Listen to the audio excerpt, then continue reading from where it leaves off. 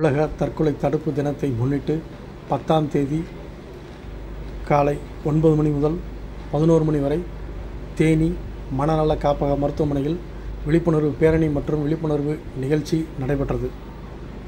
September 10 உலக தற்கொலை தடுப்பு தினத்தை கொண்டாடும் நிலையில் தேனி பழைய அரசு மருத்துவமனை வளாகத்தில் செயல்பட்டு வரும் மனநல மருத்துவமனையில் உள்ள கூட்ட அரங்கில் தற்கொலை தடுப்பு விழிப்புணர்வு நிகழ்ச்சி நடைபெற்றது. முன்னதாக விழிப்புணர்வு பேரணியும் நடந்தது. இந்த பேரணியானது மருத்துவமனை வளாகத்தில் தொடங்கி பெரியகுளம் சாலை வழியாக NRT சாலை சமதர்மபுரம் வழியாக மீண்டும் மருத்துவமனை வளாகம் வந்து நிறைவு பெற்றது. விழிப்புணர்வு நிகழ்ச்சியும் தொடர்ந்து நடைபெற்றது.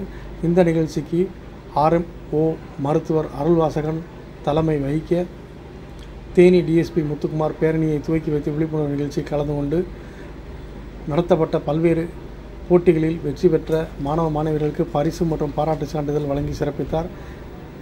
மேலும் தற்கொலை செய்வதற்கு முன்பு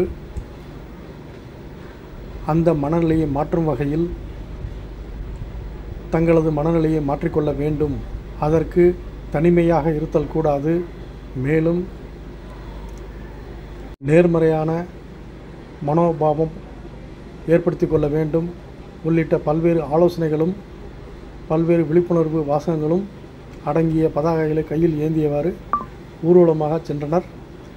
இந்த நிகழ்ச்சியில் மருத்துவர்கள் தேன்மொழி, விஜயானந்த், சிவகுமரன், ஈஸ்வரன் உள்ளிட்ட மருத்துவர்கள் மற்றும் மருத்துவ மாணவர்கள், செவிலிய மாணவர்கள் என ஏராளமானோர் கலந்து கொண்டனர். நிகழ்ச்சியின் நிறைவாக மருத்துவர் சத்யஜோதி நன்றி கூறினார்.